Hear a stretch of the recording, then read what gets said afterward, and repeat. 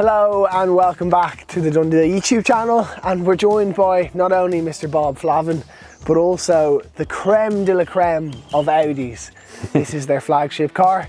It's the e-tron GT RS, and it's absolutely bonkers, Bob, isn't it? It is, yeah. Well, the numbers are bonkers.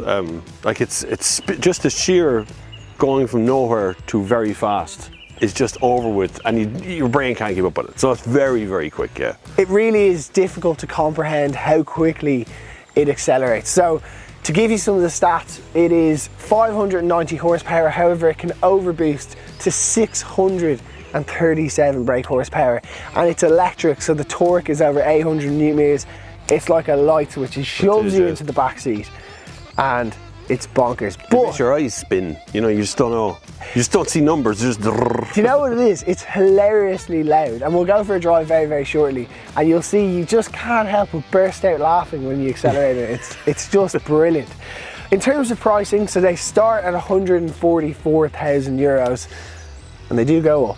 Yeah, they go up pretty rapidly as well. Before, I think the top end of it will be 160-ish, 165 or something, if you spec everything. So I actually spec'd it quickly off the brochure yesterday. I added carbon ceramic brakes, the full carbon pack, everything, and it was north of 200k. Oh my God. Now, granted, most of that's actually going to the Irish government, but yeah, still, it's a very expensive car, but it's also an incredibly capable car because it isn't just fast, it's actually quite practical. It's got seats in the back, yeah, a large boot for your golf clubs.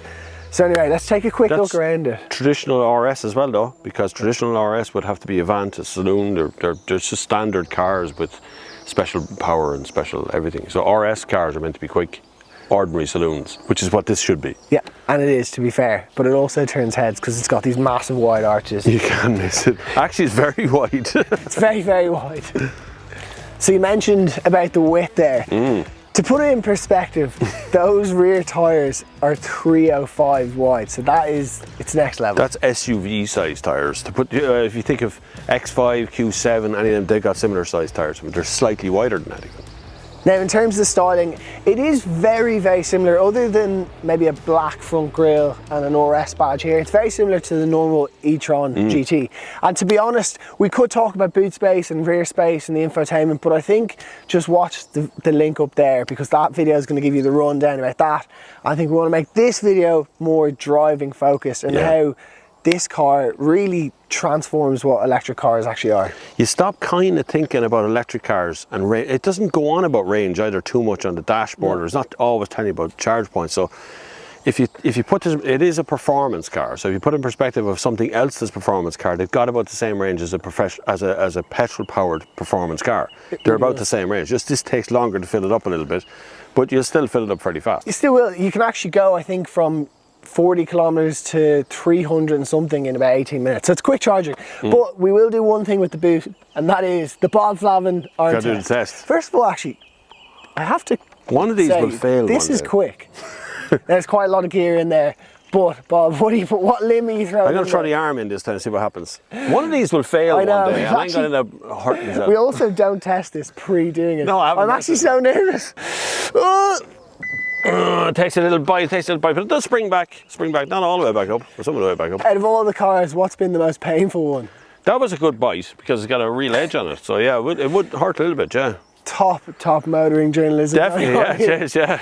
Now, to be fair, in terms of chargers, there's actually one on each side as well, which is very, very handy. Yeah, there's a AC on that side and DC on the other side, so you get the CCS charger on either side. Yeah, it's really handy for charging up. But I think really what we do want to focus on is driving this. So we go for a spin. Time to drive. Rock, paper, scissors. Who goes first? Okay, ready? Yeah. Nothing. Right. Rock, paper, scissors.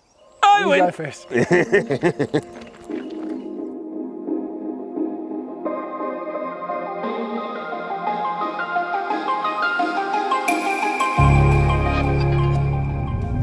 So actually, this is my first time as a passenger. I'm quite nervous. Yeah, because you don't have the steering wheel to hang on to. I know, yeah, you don't hang on to, yeah. But what I love is driving it is the kind of squirtiness of it. I know that's a really weird word, but like you can go like, we're doing 40 and then you just go.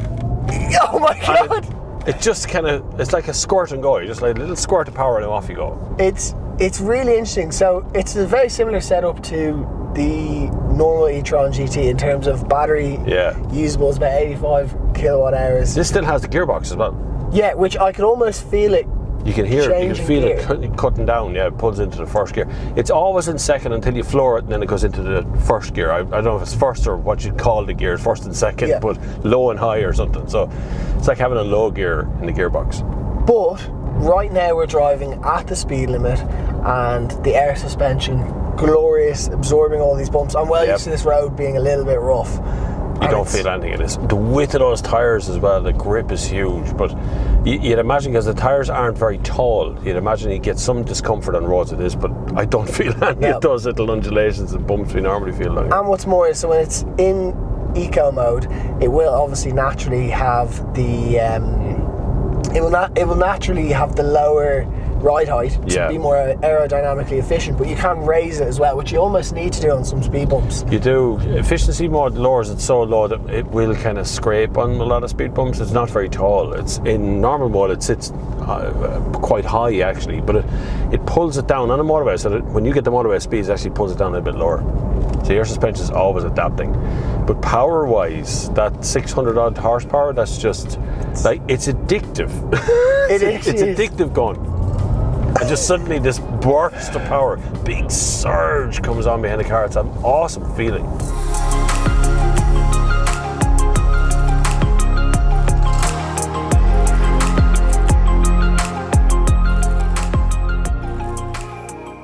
We're doing naught to it like fast speed. Okay, full blown. We go into drive mode, go into dynamic mode. Go on, there we go. Put the spoiler away. Did you hear the spoiler go down? Yeah. Right, here we go. 0, go. Oh my God! Oh my God. That's like standing on a landmine. I can't get over that. Actually, I've never done it where I'm not ready for it. It just knocks my head like... It just bangs your head back in. Thank goodness these seats have nice headrests. That's it. You see, that number is like a scoreboard. It just goes, and you're suddenly going very quickly, and there's no audible difference. Like yesterday, we were messing around with Lamborghinis yesterday, and you feel nervous because it sounds like it's going to blow up or something when it's going through its gears, but this doesn't sound of anything. There's just this kind of a hum in the background. Do you know what it's done? It's ruined cars forever. It has, yeah. You can't. You're never gonna. It's gonna be so hard to replicate that power. Nothing is as fast. And we were sitting in a Lamborghini Huracan Spider yesterday, and it's not as fast as this is. It really isn't. It's more of a sensation that the noise. The best way to describe the noise in this, and this is probably going to insult Audi, but I kind of mean it in a nice way because it is actually quite complementary to the acceleration. But it sounds a little bit like the Lewis taking off. It does a little bit, yeah, it does, yeah. Without the dings or the woman going, whatever she says as she goes along. Take away all that and you're left with that noise that this makes, yeah. It's also a lot more comfortable too. I am not going to lie, every time I drive this, I get a little bit like a child. And I know you could look at me and say I am a child, but I do get that feeling.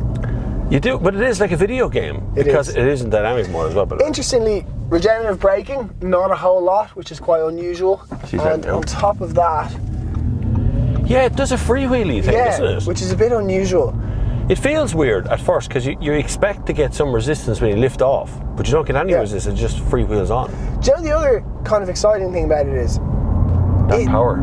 It actually handles quite well. It weighs 2.4 tonne, but it doesn't feel like it whatsoever. You're nearly in a different license, the weight of the car. Really? Yeah, because the license is like 3 tonnes where a truck license cuts in. No way. Yeah, so you have to get a heavier license over weight. So I think it's 3 or 3.5 tonnes. Wow.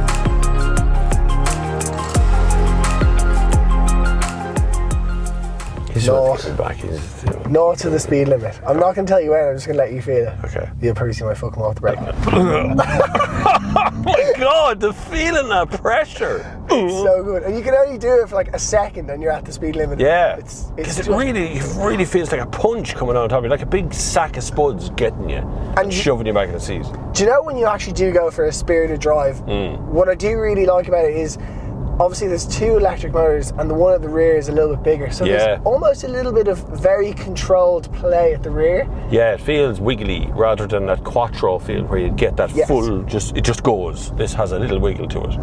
There's no 2 ways about it though. excellent car to drive. Supercar. A supercar, but it's fully electric, which is kind of weird. You're right back there, kids. That's the beauty of it.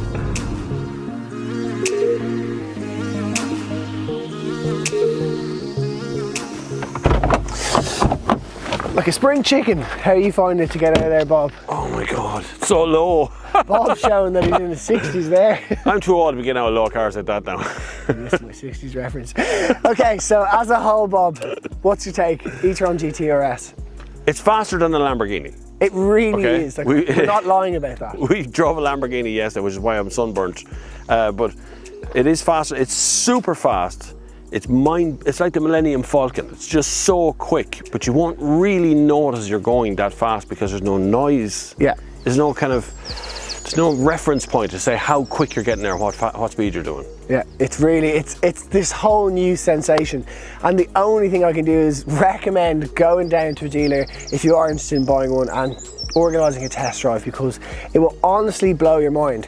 Now that said, I think if it was my money, the e-tron GT itself is just a more than capable standard car. one, yeah. I don't necessarily think you need the RS. If you have the money, do it because you won't regret it. But I think it doesn't. You know, if you look at an Audi A6 RS version, you know, the RS version of any of those cars, they look different. They're wider, they're lower. This doesn't really look. And they're different enough. leaps and bounds better than the diesel Audi. Whereas this in itself, the normal e-tron GT, is still got 2 electric motors. It's still quite quick. And it's very similar range, so you're not really gaining crazy gains like you would from the normal. But then the price hasn't changed dramatically as much. It kind of is reflected there. Would you? Porsche Taycan, we got to mention the Porsche Taycan. It is the same car underneath. It is all on the J1 platform. So personally, I actually quite like an understated thing, and I know someone who has bought one of these, well, an e-tron GT, and the reason they bought this over the Taycan was because they didn't want the Porsche badge showing up to their business, all the employees thinking the boss is making the big bucks. Now obviously these are the big bucks, but you know what I mean? It's almost, it's a perception Audi is thing, a very nice badge. It's not too prestigious that you look a bit kind of posh or whatever. What do you think? It's hard to show. From my performance head would say buy the RS one. I'd buy the Audi because I think it actually looks a bit nicer than the Taycan. I know in certain colours Taycan can look absolutely phenomenal. They both have very similar interiors, but again it depends whether you want to show off the badge, you want to hide your wealth, you want to kind of look a little bit more like the common man versus someone who has plenty of money, even though you're driving the same car essentially. Yeah. Well, it's a tough one. Let us know in the comments below, but thank you so much for watching. Thanks to Bob for coming along. Thanks to this beautiful Audi e-tron GT RS for coming along today as well. We hope you've enjoyed it, and we'll see you in the next one. See ya.